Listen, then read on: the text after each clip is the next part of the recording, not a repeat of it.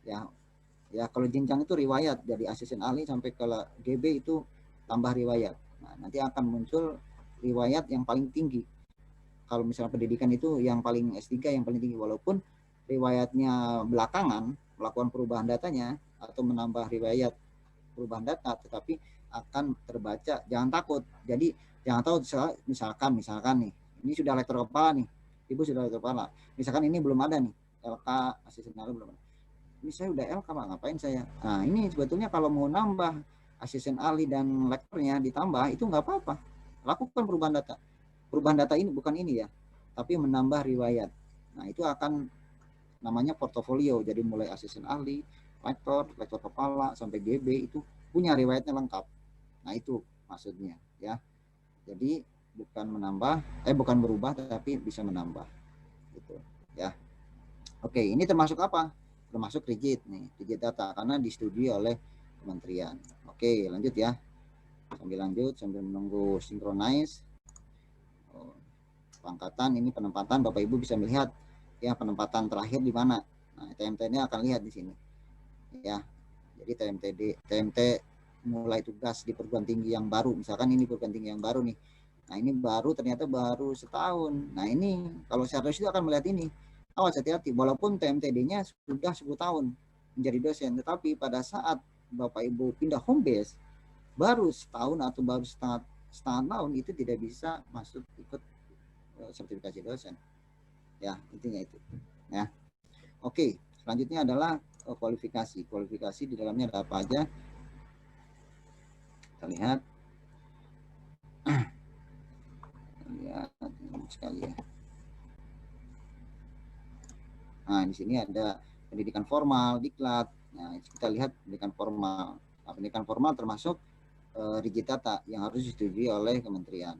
Nah, S1, S2, nah, S3. Berarti kalau udah S3 tambah lagi. Tambah ya. Tapi kalau mau merubah S2-nya salah, misalkan perguruan tingginya itu melakukan perubahan data. Ya, perubahan data. Jangan kalau pada saat S3 melakukan perubahan data yang ini, ya. Oke. Lanjut ya. Apa lagi? Di sini ada diklat. Apa bedanya yang open? Kita lihat yang open. Nah, ini termaksud sebentar. Diklat. Nah, yang open data seperti ini Bapak Ibu. Jadi Bapak Ibu misalkan sudah punya beberapa ikut diklat, ya. Ya, ikut diklat pelatihan segala macam, Bapak Ibu bisa menambah portofolio di sini. Ya, tambah, ya. Sini tambah. Oke. Mod ya, silakan. Diklatnya ikut apa? Pekerti, ya. Nah, ini biasanya untuk pekerti untuk serdos nih, ya. Pekerti misalkan. Nah, silakan usulkan pendidikannya apa, segala macam, lengkapi ya dokumennya, ya simpan. Nah, simpan ini nggak akan terkirim. Jadi Bapak Ibu nggak perlu ada proses pengiriman usulan. Jadi ini salah satunya open data. Jadi silahkan Bapak Ibu melengkapi data selengkap-lengkapnya ya untuk diklat pelatihan segala macam itu lengkapi sebagai portofolio Bapak Ibu yang nanti digunakan misalkan buat serdos, buat PAK itu bisa diklaim nanti. Ya, semakin lengkap data Bapak Ibu portofolio di Sister semakin mudah nanti Bapak Ibu untuk mengusulkan apapun untuk karir atau kompetensi ataupun apapun yang nanti program dikti yang diinginkan. Seperti itu.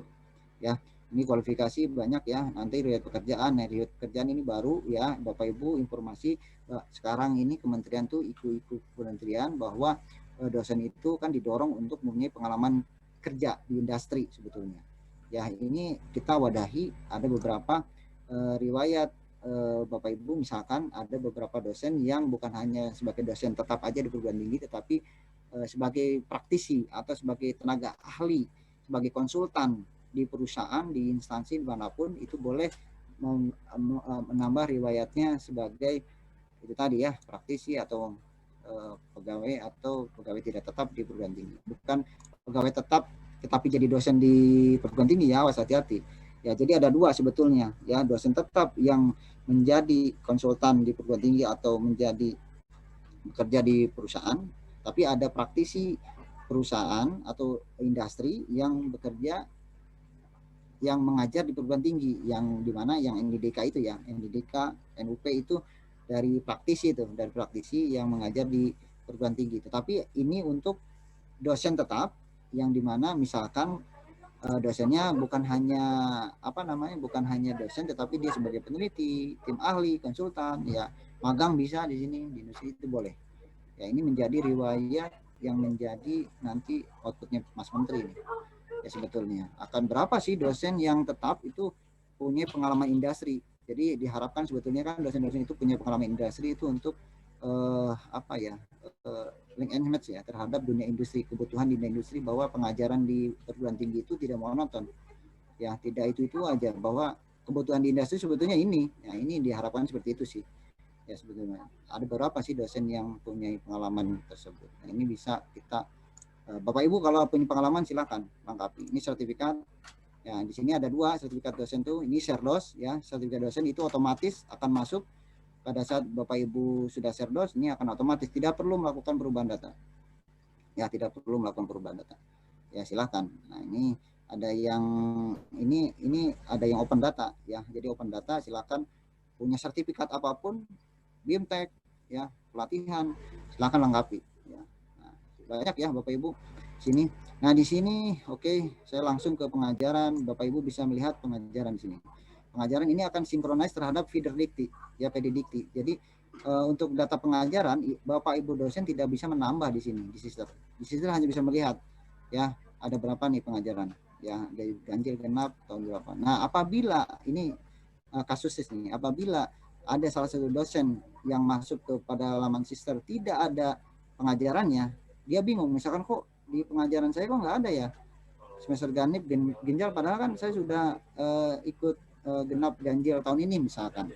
Kok nggak ada orangnya? Dicek dulu sama operator apakah pelaporannya sudah diusulkan oleh feeder dikti. Oh sudah Pak, di feeder di PD dikti sudah muncul. Nah itu tadi yang tadi saya diagram yang saya sebutkan di PD dikti itu ada Pak, riwayat mengajar saja. Mengajar saya ada, tapi kenapa di sister nggak ada? Nah di sini perannya operator perguruan tinggi untuk mensinkronisasi ya, proses sinkronize dari sister ke PD dikti yang dilakukan oleh operator ya. Kalau sudah kata operator sudah Pak, saya sudah melakukan sinkronis, tapi dicek di di dosen ya, di sister tidak ada, tetap Pak tidak muncul. Nah lakukan dorong sinkronize. Nah itu ada dorong sinkronize. Bapak Ibu operator perguruan tinggi paham itu sinkronize ya kan, centang pengajaran SKS ya, itu ada beberapa yang harus dicentang untuk yang harus didorong, silakan dorong sync. Nah, mudah-mudahan sih biasanya kalau sudah didorong sync akan muncul di data dosennya ya, di data riwayat pengajarannya. Oke, apalagi penelitian, ini ada penelitian ya. Jadi ada beberapa yang tidak bisa diisi secara langsung ya melalui sinkronize-nya PD dikti, ada yang bisa diisi. Ya ini red bimbingan segala macam ya, data sharing. Silakan Bapak Ibu explore untuk dosen kalau itu dilengkapi lebih baik. Nah ini penelitian. Penelitian ini ada dua pengisian.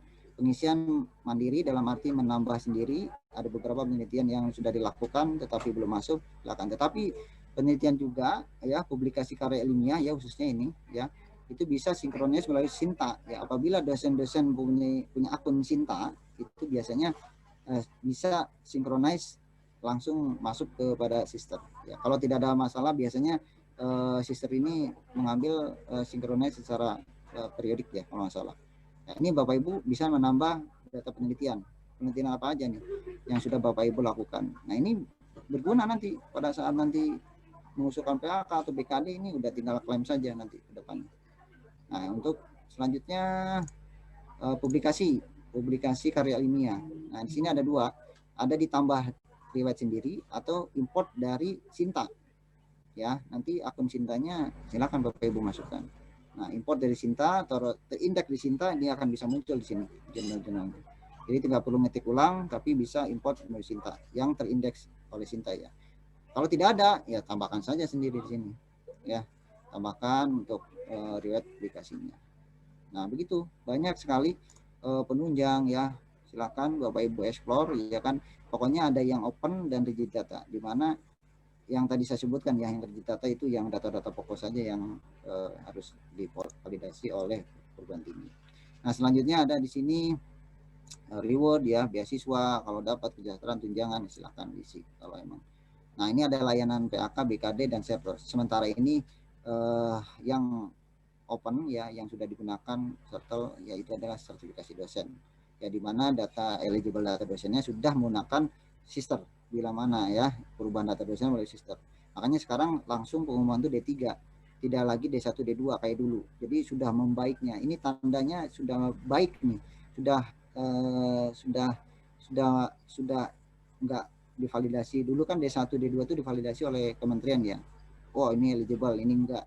Nah, sekarang eligible data dosen itu oleh sistem ya. Jadi yang tidak eligible akan tersingkirkan, langsung muncul D3. Jadi prosesnya sudah D3, lebih hemat, lebih cepat pengusulannya. Jadi seperti itu ya, Cerdos. Nah, kedepannya insya Allah infonya sih BKD akan segera dirilis. Nah, persiapan BKD sudah rilis, Bapak Ibu sudah punya portofolio yang cakep, sudah bagus, sudah lengkap. Ya, nanti tinggal klaim saja beberapa nanti untuk pengusulan-pengusulan untuk karir dan perubahan data dosen. Paling gitu aja dari saya. Terima kasih.